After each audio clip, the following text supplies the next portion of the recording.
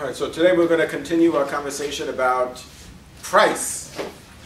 So we talked last class about price. Who could give us a little bit of a quick recap from last class?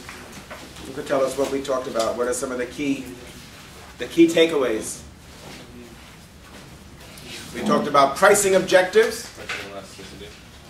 Yeah. What did we say the pricing objectives were? Profit is one of them. Profit is one. Sales is another. Market share is another pricing objective. Unit share? The unit volume. Anything else? What about social responsibility? Is also a potential pricing objective.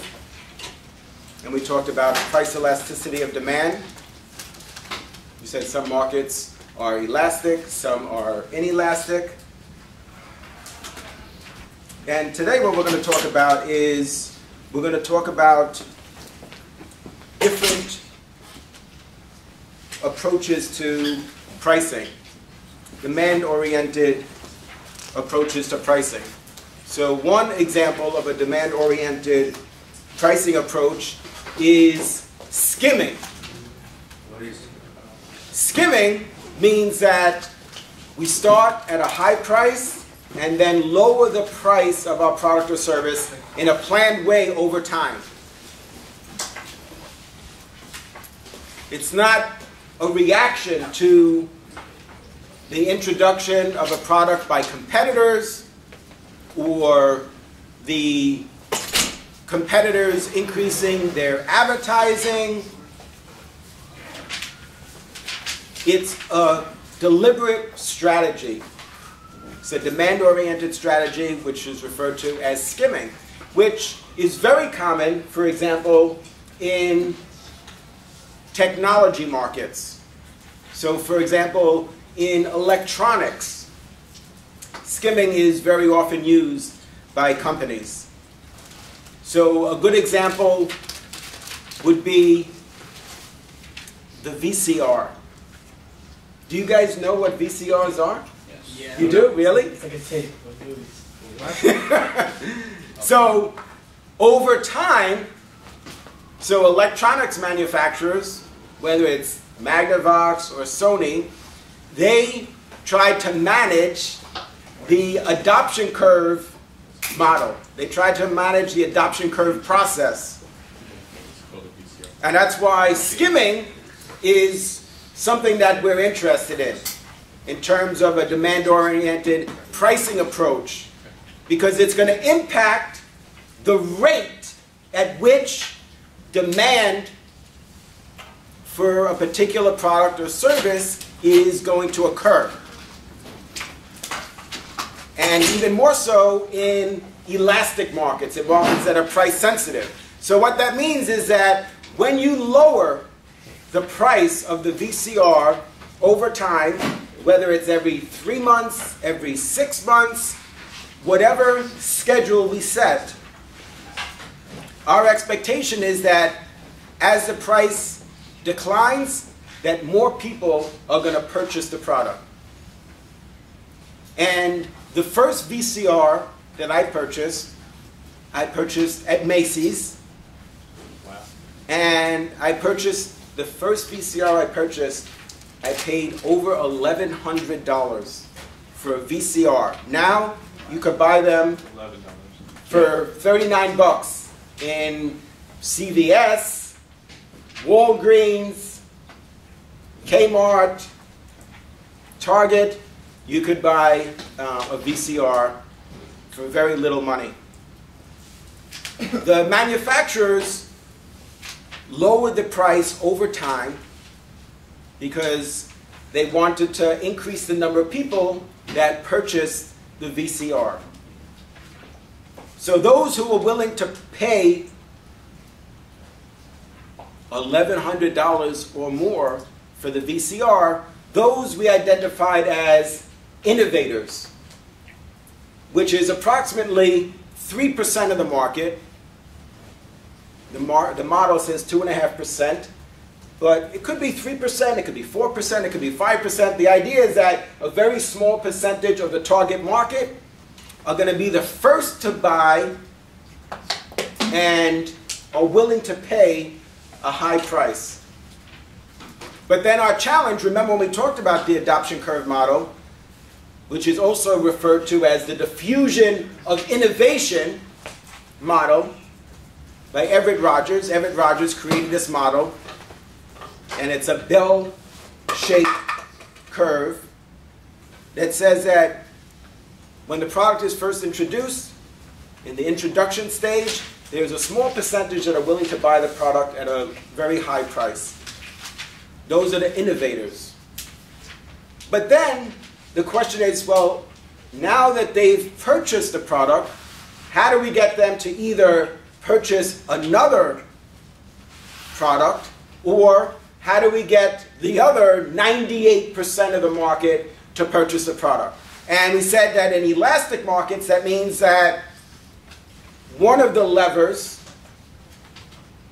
one of the things that we could do to increase the rate of adoption, to get more people to purchase, is lower the price.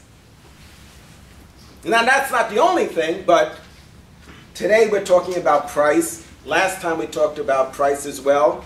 So one of the things you could do is lower the price. Of course, you could advertise more. It's also going to help increase the rate of adoption. You could add more features. So there's other things that you could do that is going to increase the rate of adoption. But for our discussion today, we're focusing on price. So they lowered the price, and then the early adopters purchased the product. And then they lowered the price again, and then again, and then again. Now, in an elastic market, this is going to be very effective. In a market that's price sensitive. Not all markets are price sensitive, which means that if you lower the price or increase the price, the demand is not going to change. So think about, for example, medication. Let's say, for example, heart medication.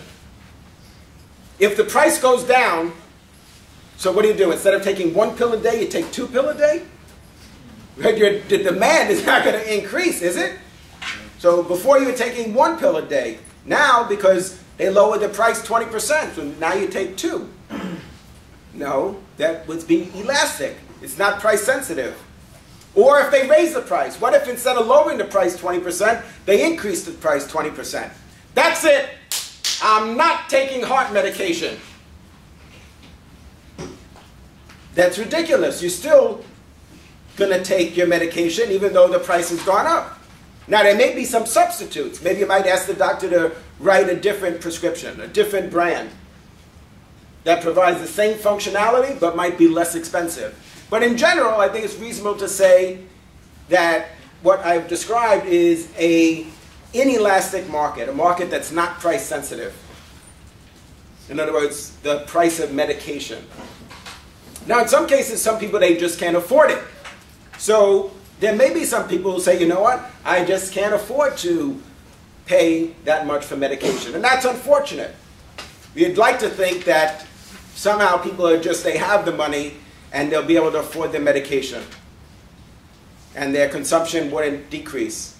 So companies also have patient assistance programs where if you can't afford the medication, they'll give you the medication at a reduced price, in some cases even free.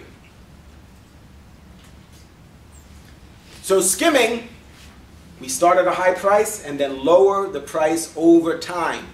So remember, we're thinking about two models and overlapping them. We're thinking about the diffusion of innovation and the product life cycle. So at the time of introduction, what we're saying is that in electronics, it's common to use a skimming pricing strategy.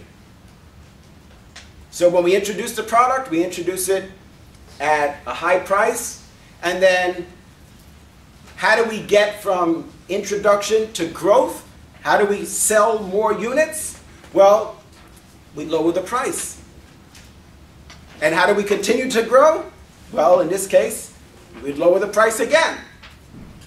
and then again and again. So the models, these two models are related. So they're very relevant. Two really insightful models, the product life cycle and the diffusion of innovation. They're very insightful, and importantly, what's the key takeaway is that we can influence those models. So the product life cycle includes several stages: introduction, growth, maturity. Maturity is the point at which sales are flat, so growth is no longer occurring. Then decline, and then in some cases obsolescence, which means if the product has become obsolete, then sales are zero.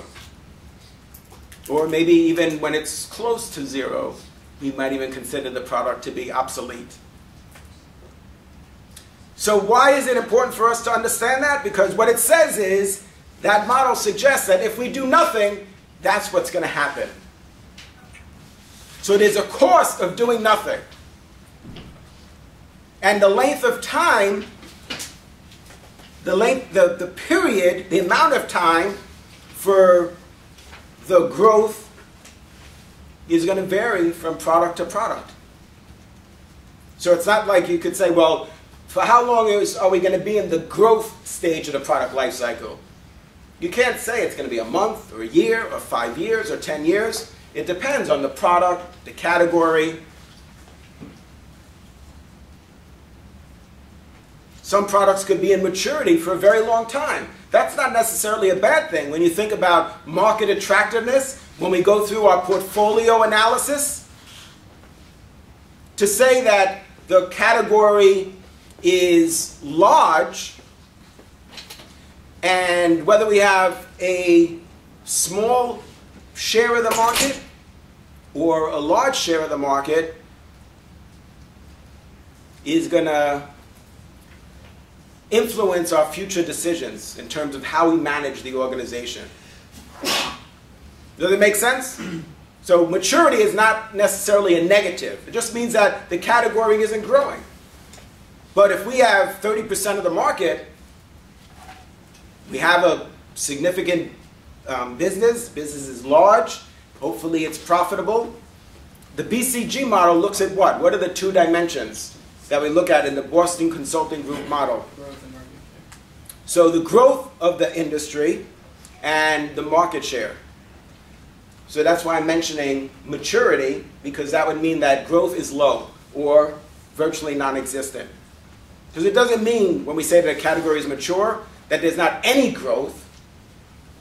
So like, for example, the beverage industry. Beverage industry in the United States is about $200 billion per year at retail. And it grows approximately 2 to 3% per year. That's not what we mean by growth. When we talk about growth, we're talking about growth that's significant. So 30%, 50%, some markets, some technology markets or categories are growing at 100%, 200%, 300% per year. So 3% you could say, no, but it's growing. But that's not the kind of growth that we're thinking of. It's only growing 2%, 3% per year, then that's an indication that the category is mature. And certainly if it's less than that, then there shouldn't be any doubt. So what we need to understand is, how do we use price to manage the product life cycle? How do we use price to influence the rate of adoption? That's critical for us to understand. So remember, when you look at that model, we don't just accept that. What we're trying to do is, as marketers and business people, is to extend the period of time that the product experiences growth and accelerate the rate of adoption. Isn't that why they introduced that at such a high level, to make up for later on possible losses? Like, it's part of a strategy or some kind of planning in the beginning. Like, forgot which Manning's fault. Yeah, so that when you should be able to lower the price and still be profitable. Yeah. Because over time you're going to achieve economies of scale. And that high price will cover whatever losses you might want, or cover salaries or machine or use or things like that. Yeah, and offset startup costs. Yeah. Absolutely. So we introduce the price, we introduce the product at a price that's high and then lower that over time. That's known as skimming. What would be a good example? So we talked about the VCR, which is certainly a great example of skimming. They introduced the VCR at a high price and then lowered it over time. Video game systems. All right, so tell us about the video gaming. So I know, like, I don't remember how much. Like, I remember a PS3 like started at like $500 or $600. Now it's like, I don't know, $300. I think. I have no idea, but like they always come out with a higher price, especially because there's new like technology factors. So let's say a new system comes out, that could reduce the price, but just over time, once people have it, they want to try to get new users, so they lower the price. Right, they want to get new users. They want to get increase the rate of adoption. What about clothing in general? Like, uses a lot that, like. So some retailers use what we call a high-low strategy, which means that they're on sale like 80% of the time. So they're constantly running sales. So remember we talked about channels of distribution? That's very common in department store channel, where the product is set, like you're saying, like clothing, at a high price, but it's always on promotion. They're always having sales 20% off, 30% off, 50% off. That's what you're talking about is a retail strategy.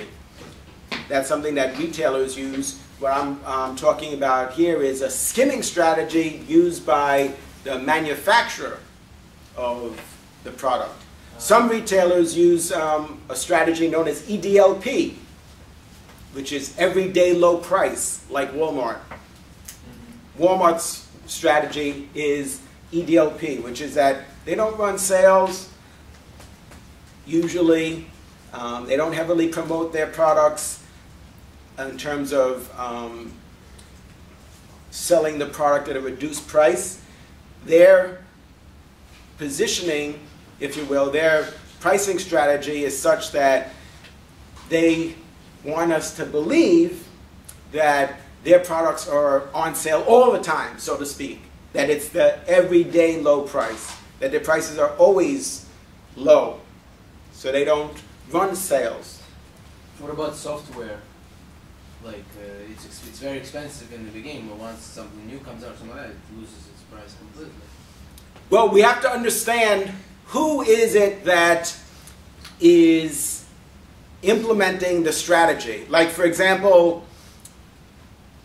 the Xbox, right? In the Heights, there's, when that was first introduced, the Xbox 360, students were telling me that, well, they're selling it down the street for $750. So high. So the question is, but who, is that a Microsoft strategy? Is that, who's getting the margin there? Is it Microsoft or is it the retailer? No, it's like clothing already, yeah. But You see the difference? Software, it's not like that, is it? Well, so give us an example. So for example, Illustrator, right? Like the whole package of Right, so for example, Adobe Creative Suite. So they have Creative Suite 2, 3, 4. So does Adobe sell the prior version at a lower price, or is that something that the retailer no, the implements? With time, the first version you can buy from the Adobe itself for cheaper once the new versions come out.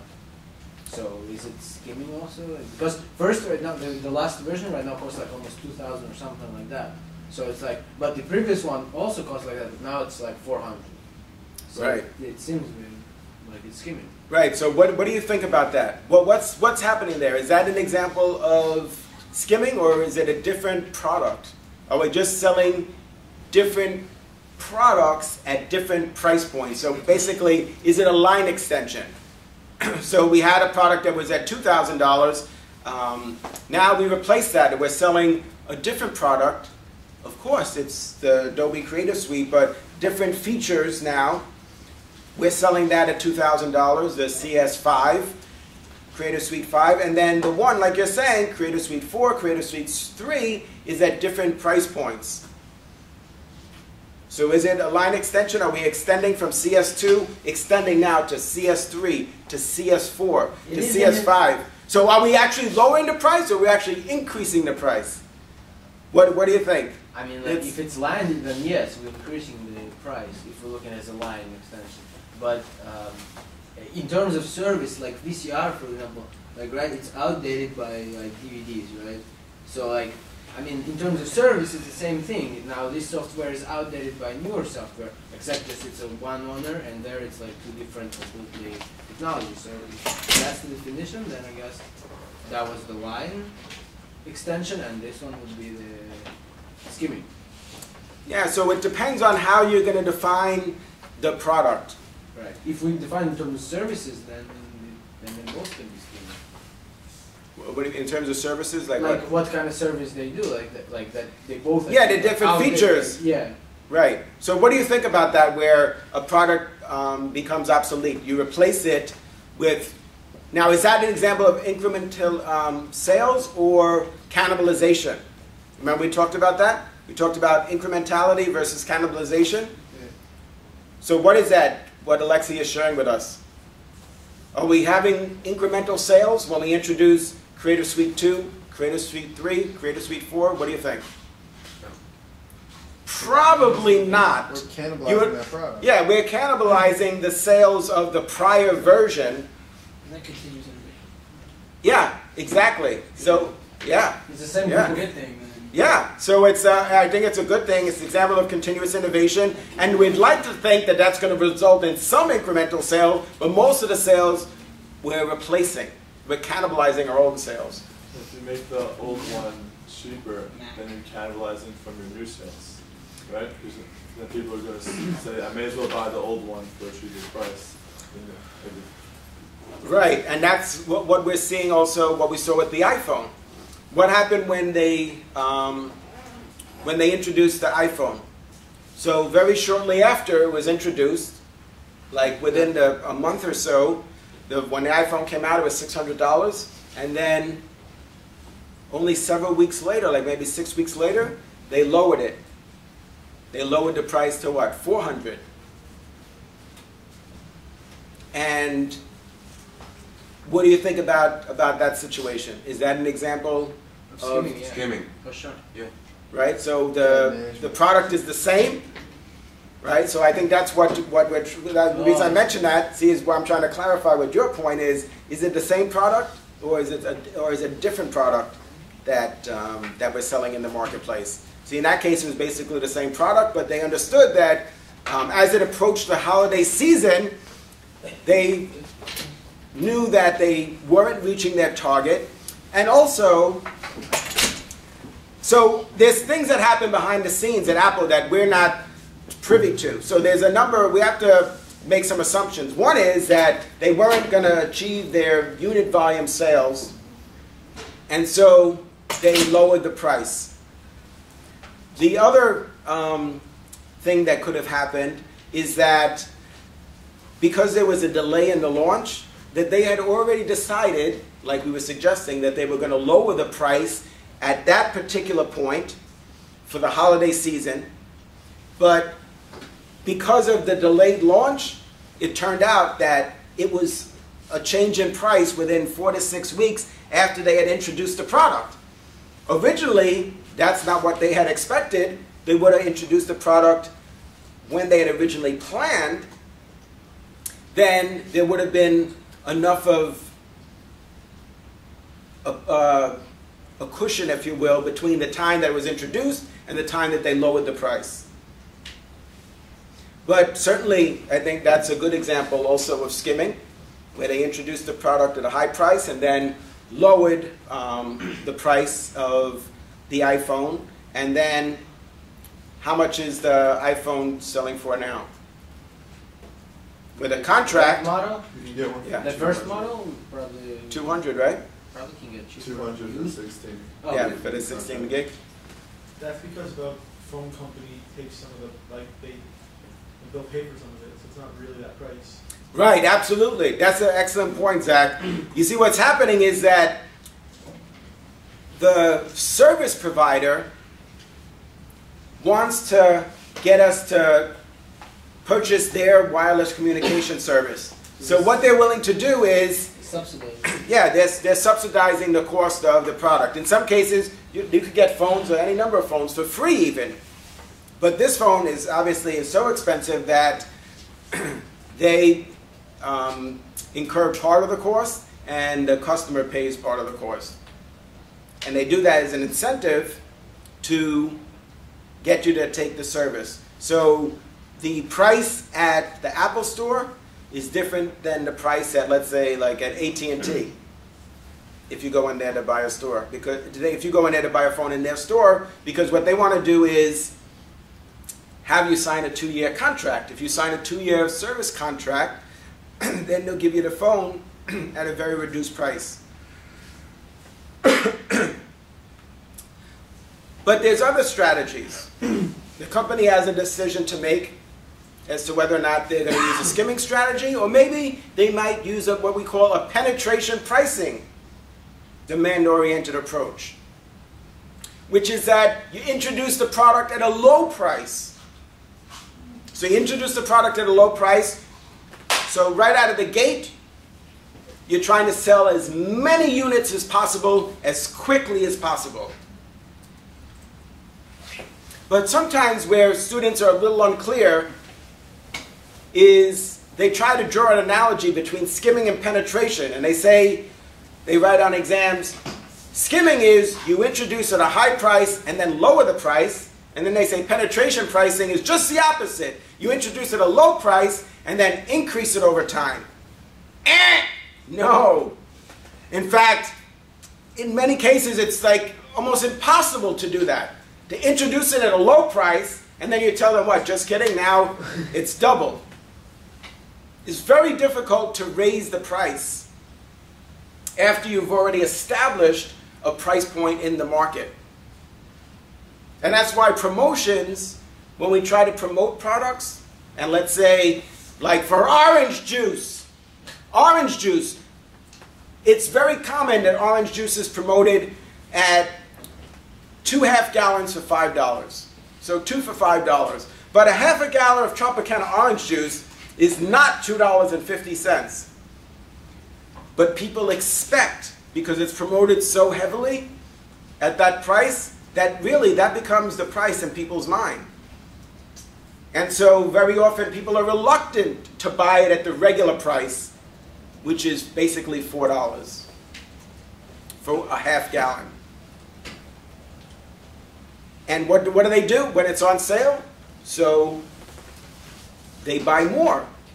So let's say if they usually consume half a gallon of orange juice a week, when it's on sale, they buy 3 half gallons. And then what does that mean next week? They don't buy any. And the week after that, they don't buy any. So we need to keep that in mind, the impact that promotions are going to have on our sales in the short term. So what that's described as is overstocking the customer or overstocking the trade, because retailers, they also buy ahead. If the manufacturer offers a promotion, sure, they're gonna order 10 extra container loads. Not that they're gonna sell it that week, but that they're gonna sell in the next week or the week after that. Ideally, perishability is not an issue. It could be, then they have to adjust their approach, but they might also buy ahead. So penetration pricing is we introduce the product at a low price. Just in general. Right, period. There's no like, then you increase the price. I don't know, that's very challenging to do that. You see why? Yeah. But what would be an example of somebody doing that? Like, Is anyone ever do? Like, in what case would you ever do? Are you saying raise it Yeah. after the? Just like why would you I was even do thinking. that? in the I was first place? thinking, has anybody ever released a new product and said like, the price of this product is going to be $500, but if you buy it in the first 2 weeks, it's only $300? Yeah, you could do that. What we do is very often to manage channels, what we do is we introduce a product.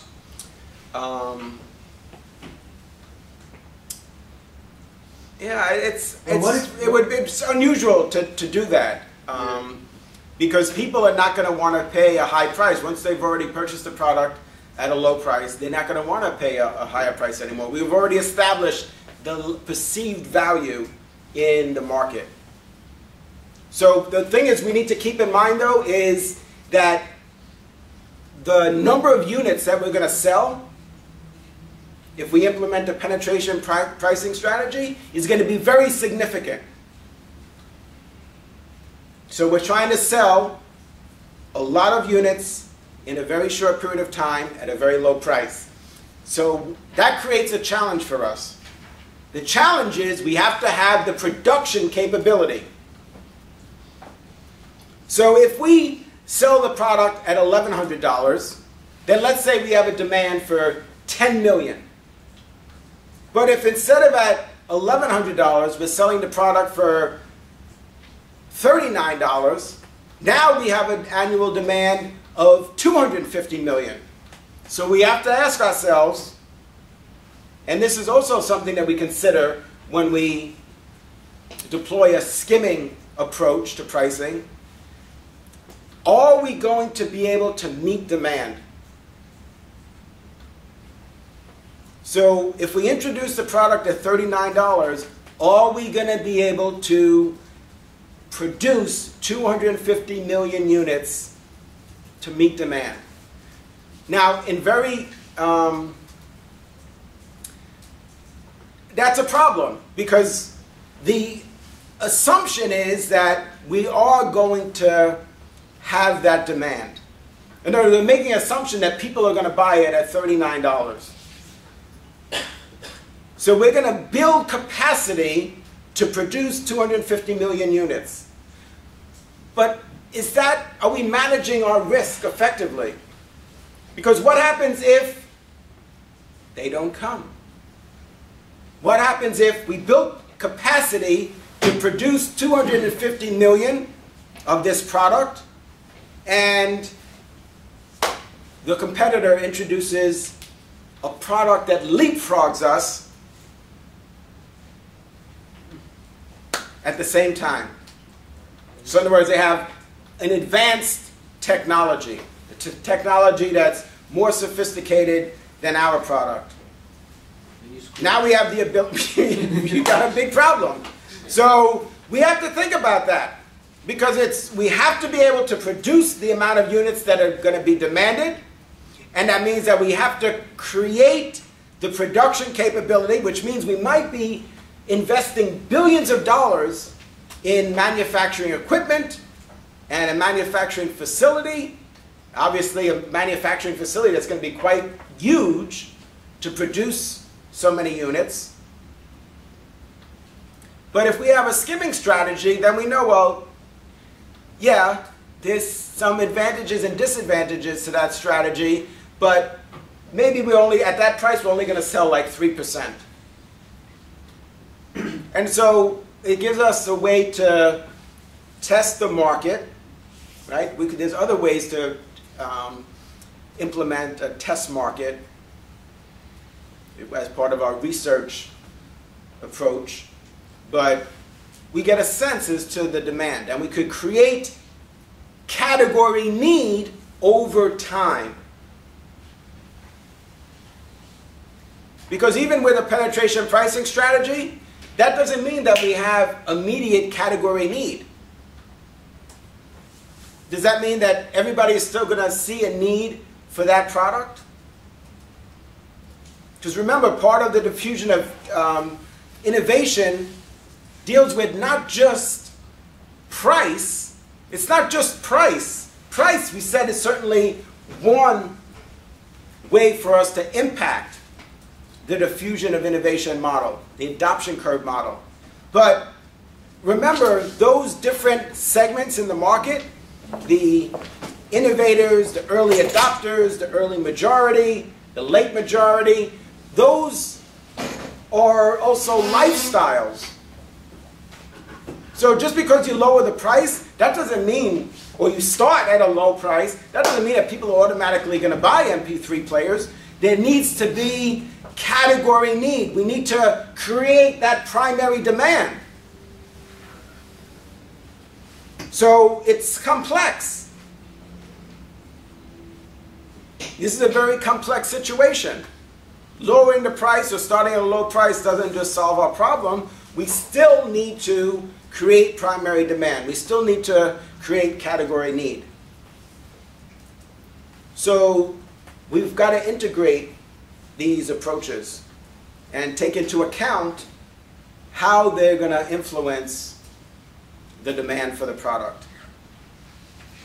Because people may not see a need for MP3 players. Like, what do you mean, digital media? I don't get it. What do I need a digital media storage device or digital media player? I don't have any digital media. What am I going to do with this thing? So we need to understand that. What about prestige pricing? So we think about demand-oriented pricing approaches. What is prestige pricing? How does that influence the price that we're going to charge for our product or service? What does that mean?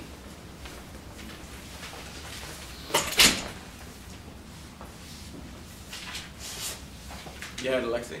Just from the name, I guess, prestige, I guess whatever the image it has, if it's like, for example, I don't know, let's take celebrities, often like they set prestige for the level of certain things like clothing and like cars. So if like the car has like certain, what do you call it, not like physical value, but more of like idea, like a value of being just popular, and yeah, conceptual value, then that's what the price, and then more value is, then higher price you can set. I guess it's also kind of like skimming, if you think about it. So it's intangible. There's some intangible aspects of what we're selling. It's something that's above the market price, meaning that if you have a Rolex, you're not going to put it in the same category as other watches based on price. So normal watches that are business watches, but you're above, like you're a business watch, but you're above that of those. You want to place your brand above that as a prestigious brand. So if every watch at that is $1,000 to $5,000, so you place your brand as though you're the $15,000 watch, $20,000 watch. So that's part of it. Ari, you want to add something to that? Just to give an example of the Rolls Royce, when you're not really paying, you're not really paying as much for how the car functions, which is similar to most other cars. It's more, right, it's how it's how other people perceive it or you perceive it. That's what most of the money is going for. So there's, based on the price, there's an expectation. There's an expectation of quality, the performance quality, and that's going to impact the perceived quality. So what is it? What is the implication there in terms of how we price our products? So what does it mean then when we talk about prestige pricing? Go ahead, Jason. Setting a high price to make your customer believe that it's so great that it's worth the money. Yeah, so that you're going to charge more relative to what competitors are charging for a product that has comparable functionality. Like Jacob is talking about watches. Well, don't all watches basically serve the same purpose? Yeah, they all tell time. Some watches are $1, right? Some watches are $1,000. Some watches are $50,000. But the basic functionality is the same. But if it's a Rolex, then the product is going to be priced accordingly because the price is what's going to help us create an element of prestige. So very often, for example, like for Father's Day, retailers are sensitive to this.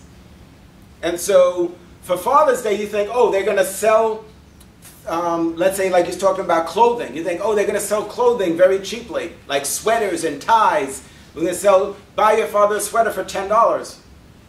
But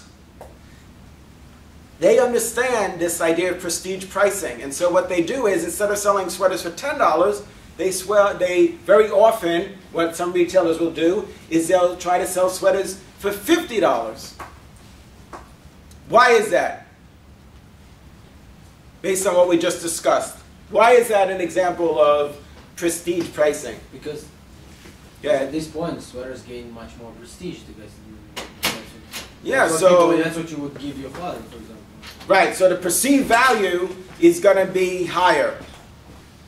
So that you want to buy your father a nice gift for Father's Day. So $10, you might say, why wouldn't they buy the sweater for $10? You think at $10 you're going to sell a lot of sweaters for Father's Day. But no. And maybe for those who have very low income, maybe that's all they could afford. Maybe some will. But very often what will happen is people feel, well, yeah, but I don't want to, that's too cheap. $10. You want to get your father something nicer. And so maybe even the sweater that used to sell for $10, maybe now they just charge $50. And it's going to become more desirable because of that. So if you came in there and they had the price, they had a sign that said $10, you wouldn't buy it. But if it was the same sweater and it said $50, you might buy it.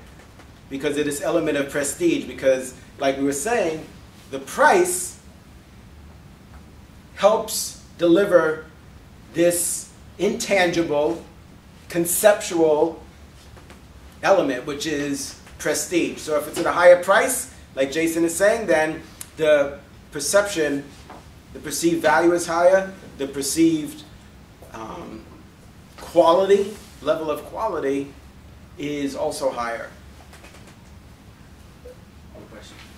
Isn't it up to us also sort of to like make the prestige sort of?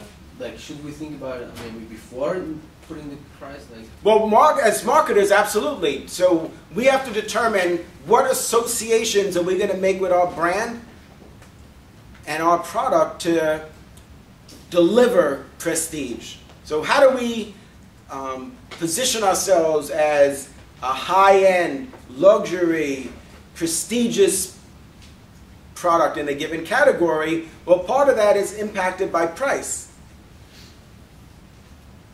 right, but also like if we can have a commercial of like I don't know, some Bill Gates or somebody with this kind of clothing or watches or car, whatever we're trying to sell, we would increase the right away. Oh, so absolutely. So there's other ways. I'm just saying that right now today we're focusing on price. Okay. I'm saying that sure, that there's other ways that we could create these strong, unique, and favorable brand associations to establish ourselves as prestigious, as luxurious. But that's what Apple did kind of also. With which product? Apple. Which product? Like in general, it seems like they also put themselves as a very prestigious company. And so what is it that's helped them do that, besides price? Because certainly their products are not inexpensive. Like MacBook Pros are over $2,000. Well, you could buy a netbook for $200. Now, I'm not saying it has the same features and benefits, but there's alternatives, right? There's substitute products. If you want desktop word processing, etc. So absolutely, price is definitely a factor. But what else? What else has enabled them to achieve that positioning if you're saying that it is prestigious, it is high quality? Design and The innovation. innovation, continuous innovation. Yeah, the innovation. So that supports the price point, and that's what enables them to use, if you will, in some cases, maybe this prestige pricing strategy, although very often they've used for their products a skimming strategy, but the element of prestige in terms of how they create that in the marketplace is in large part driven by their innovation. If it wasn't for the high level of innovation, so in other words, the newness of their products, the research that they do, then they wouldn't be able to charge those prices in the marketplace. But also, Because their products are state of the art.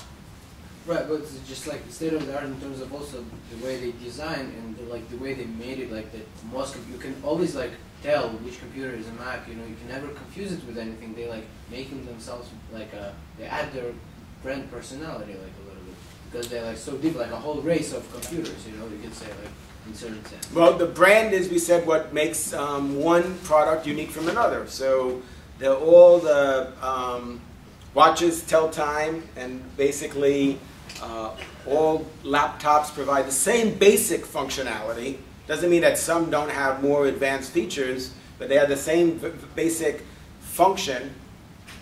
But what makes them unique is the brand. They're wrapped in a different brand.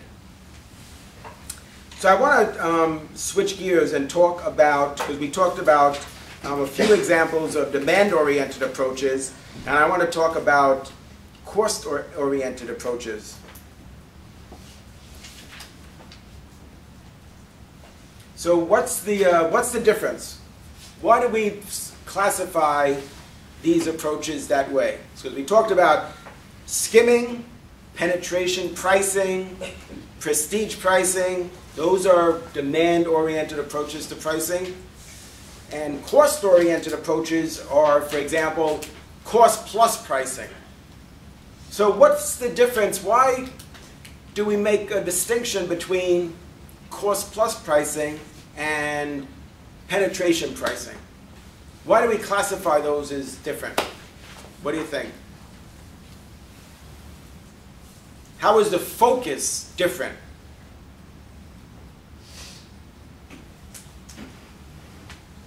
Go ahead, Aaron. Product based on how much it costs you, as opposed to trying to find out revenues.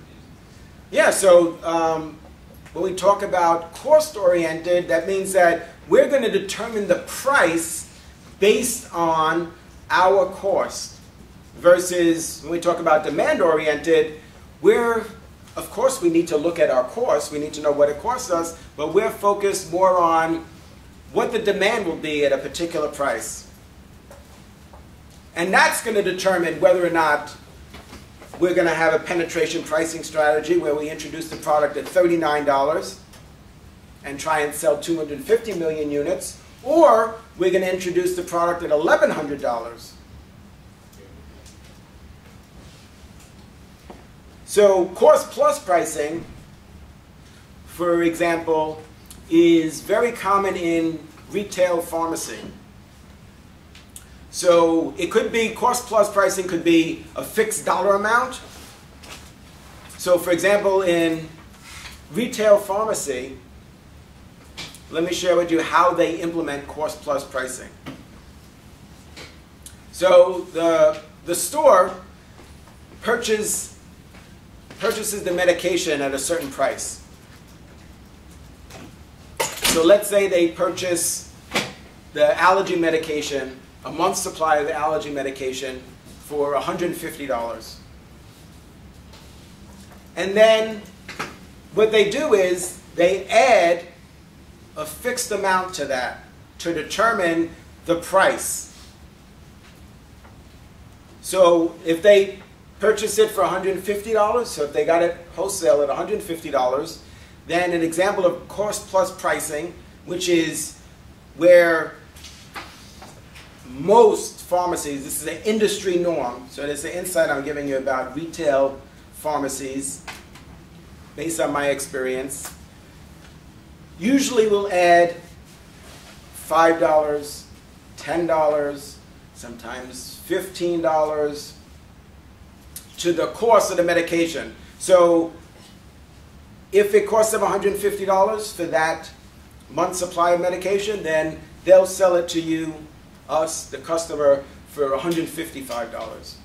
Some charge more, right? $5 is what some charge. Some are able to charge $10. Some are able to charge $15, add $15 to their cost.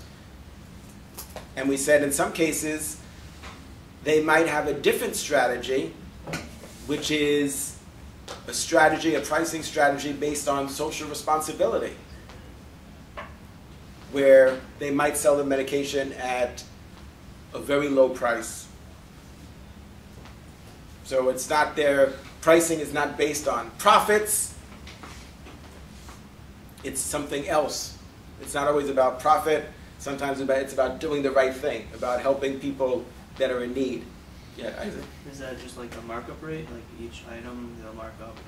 Well, Percentage. so that's what we call standard markup. Is another cost-oriented approach, which is different from cost plus. So standard markup is a percentage we charge. Our price is based on a percentage, a markup percentage of our cost. So standard markup, an example would be if we buy, let's say we purchase the product as a retailer, we purchase the product at, let's say, $10. And we have a 50% standard markup. So the markup is based on cost. That means that we would sell the product for $14.99. So depending on the cost, the amount of the markup is going to vary. So if we purchased a product as a retailer for $100 and we still had a 50% standard markup, then we would sell the product at retail for $149 instead of $14.99. So those are different cost-oriented approaches. One is standard markup, a percentage of cost, and cost plus pricing.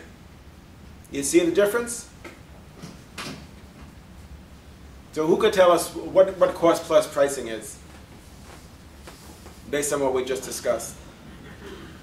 Yeah, I Just adding a fixed amount to the item, as opposed to a percentage based on the cost. Yeah, so adding a fixed amount to your cost, which an excellent example really is retail pharmaceutical sales. Now, very often, they have a cost plus pricing for their prescription medications, and for their non-prescription medication and non-prescription products, they have a standard markup. So over-the-counter medication or orange juice or shampoo, that's usually standard markup. But it's very common in retail pharmacies to use cost plus pricing for prescriptions. Okay.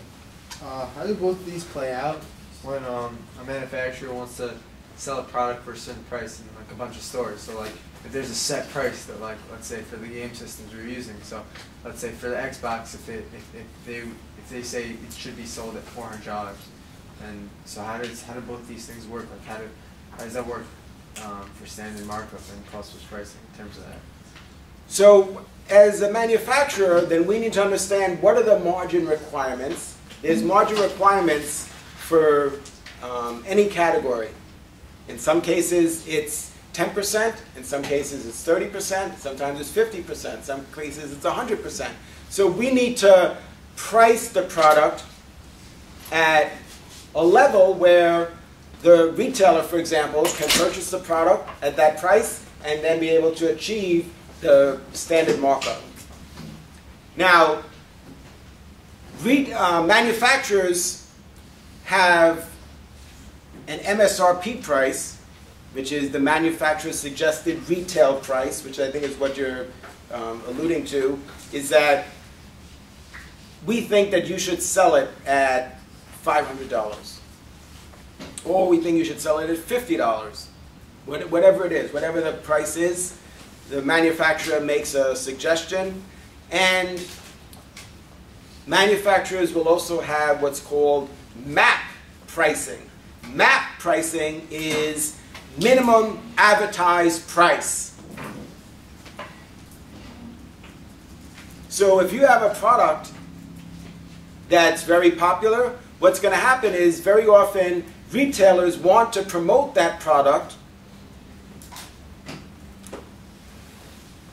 to generate a significant amount of foot traffic in their store, which is another pricing strategy known as loss leader pricing. Loss leader means that you're selling the product in some cases below your cost, less than what you even purchase it for as a retailer. Why? Because you know that that's going to get people in the store. So if you're able to do that with the iPad, for example, or the iPhone, products that, or the iPod, which has been very successful, there's a very high demand for them. So if you're going to sell it at a significant discount, or even below your cost, that's an example of, and we talk about this also in this chapter, of loss leader pricing. Is that not allowed? Like let's say, if we know an iPad's set at $500, let's say, for a certain memory. And so if the retailer does that, then the manufacturer has a choice, which the penalty is they'll stop shipping your product. Oh, like they tell you can't do that? Right, well that's what MAP pricing is. MAP pricing says you can't advertise the product for less than this amount. And if you do, then we're just not going to ship you any product. So if they run an ad, if some company runs an ad for $300, and we said the MSRP is $500, and we run an ad for $299, that's it. So we're not going to ship you any product. So that's why they bundle it with like accessories, let's say, or gift cards or something, because they can't do that. Right. So that's an approach that some companies do. Some companies even put the MSRP on the product, or on the packaging rather, as a way to try and enforce, if you will, or to try and achieve that suggested retail price. So in other words, you couldn't charge more. That's another problem, is that they might charge more than the suggested retail price, which is what I was suggesting with the Xbox 360. Now, you might want it so bad that you like, I know, it's only what it, somebody said, I think somebody says, oh, that's usually only like $300. Yeah. And I said, no, somebody might, they were selling it in the Heights for like $750, and like, what, are you crazy? But they could sell it for whatever they want, right? They might do that. And remember, it's not Microsoft, that's not Microsoft's pricing strategy. That's the retailer's pricing strategy. So we've got to remember that when we talk about pricing and we look at the value chain, there's different players in the value chain. There's different organizations, and we need to, when we think about pricing, we have to determine, well, oh, wait a minute, are we talking about the manufacturer's pricing strategy, or are we talking about the retailer's pricing strategy? Those are different situations. What's the point of that, to sell it for $750? Like how would you make a sale for $750 and something could go up for $400? Because of scarcity, which means that there's no product available. That very often for products like that are very popular, when they first come out, Like when it sells out right away? yeah, it sells out right away. And so somehow you were able to get 100 of them, or maybe even only 10. So you're the only guy in New York City that has 10 Xbox 360. You can charge whatever you want. Maybe you get somebody to pay $1,000. But remember, that's different from saying Microsoft introduced the Xbox 360 at $1,000. The implications are very different. No, we're not saying that. We're saying that a retailer charged more than the manufacturer's suggested retail price. And that's one of the things that we talk about in this chapter is, besides the demand-oriented, penetration pricing, skimming, what else did we say? Prestige pricing, and there's others. There's also cost-oriented pricing strategies. We talked about cost plus, standard markup, and then there's also Map pricing. yep, there's map pricing, which is the manufacturer's attempt to maintain a certain perceived value in the marketplace, a certain minimum perceived price or value for their particular product. Because they're concerned that once it's promoted at $2.99, that people won't be willing to buy it for $500 anymore. That's the challenge with promotions. That's the problem with selling orange juice 2 for $5. Is after that, then people don't want to buy orange juice for $3.99 anymore for half a gallon. Because to them, we've now reduced the perceived value from $3.99 to $2.50. So that's why I said when we talk about penetration pricing, I mean, how do you start off at a low price and then raise the price? Or once you lower the price, then it's very difficult to, then one week you tell them it's $2.50, and then next week you say it's $3.99. And you say, but it was on sale. That was a TPR, temporary price reduction. But, you know, explain that. We're thinking about it in rational terms. But are customers rational? Are their behaviors rational? Very often it's not rational, it's emotional. They say, well, last week I paid $2.50, this week it's $3.99. Something just not right about that. So it's a challenge. And so we talked about also competition-oriented approaches, which is the loss leader pricing strategies. And then also we talked about the idea of selling above the market price. So loss leader is you sell below the market price, and then there's situations where you might actually sell above. So those are other examples. And then sometimes we have profit-oriented approaches. So in other words, we have a certain amount of margin that we want to make, or a certain return on investment. So we look at the gross margin or the return on sales for a particular product. So that's going to influence the price that we charge. So it's not the number of units, it's that's our pricing objective, but sometimes it's not based on demand, it's not based on cost, it's not based on competition, it's based on a target that we set for profit. So our senior management tells us that we need to have 50% gross margin. But maybe that means that at that level of profit that we're going to sell less units. And you know what they might say? Because some retailers, in my experience, I worked with a variety of different retailers and selling, right, working with clients to sell in their products. And some of them say, you know, we realize that at a lower price, we'll sell 50,000 units per week. But that means we'll have to accept only 20% margin. 20% margin, 50,000 units. 50% margin, 20,000 units.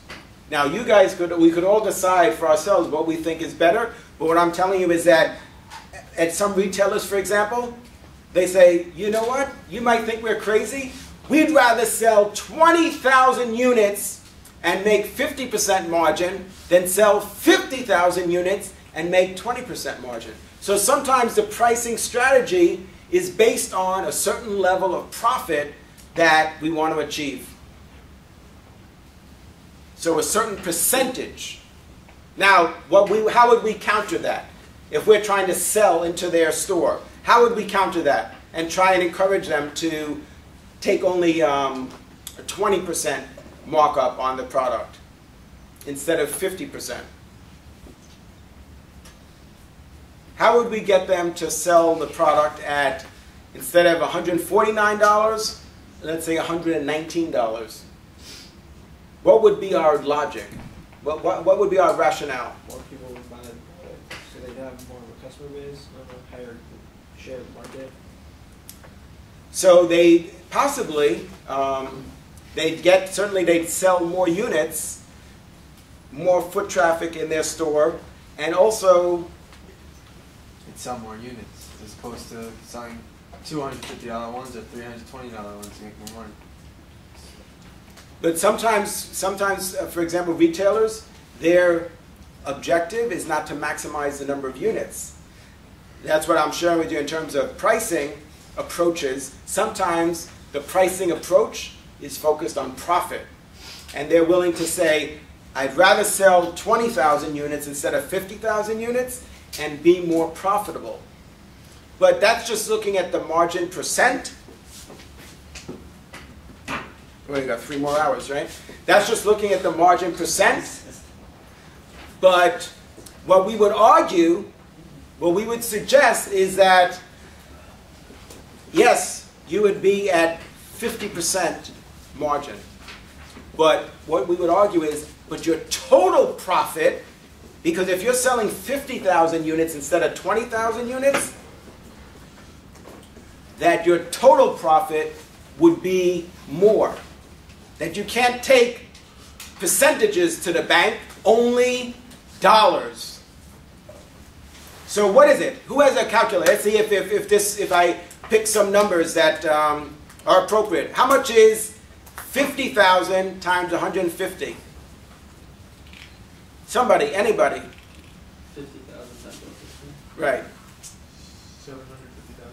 Right. And then, so 20,000. 7.5 million.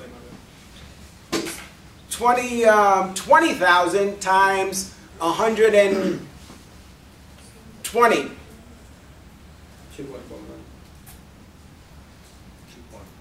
2.4 million. And how much was the other? 7.5. 7.5? 7.5 million versus 2.4 million? Is that what you got? Yeah. Both you guys? Yeah. So the difference in sales, is very substantial. But now let's look at how much we make per unit. The unit contribution margin in the first example, 20,000 units, is $20 per unit. So $20 per unit times 20,000 units, no, times 50,000 units, right, is $1 million. And what about at $50 per unit times 20,000 units?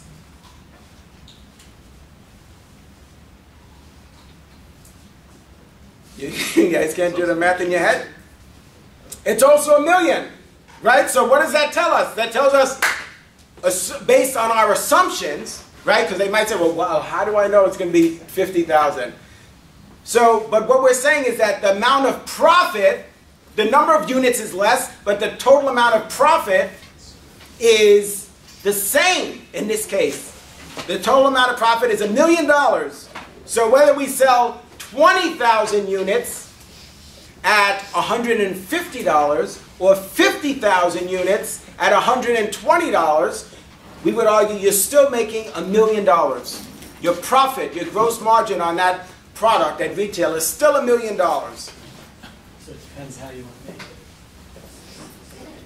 And so that's certainly part of our case in terms of selling it at a lower price and taking less margin. Certainly, we would want to present it in a way that's even more compelling by showing that the total amount of profit would even be more than $1 million. So this is just based on our assumptions, which they might challenge. They might say, well, when you said it would be 50,000 units, we think at that price it would only be 30,000 units. All right, so good job. See you guys next time. Thank you. Orange juice! Orange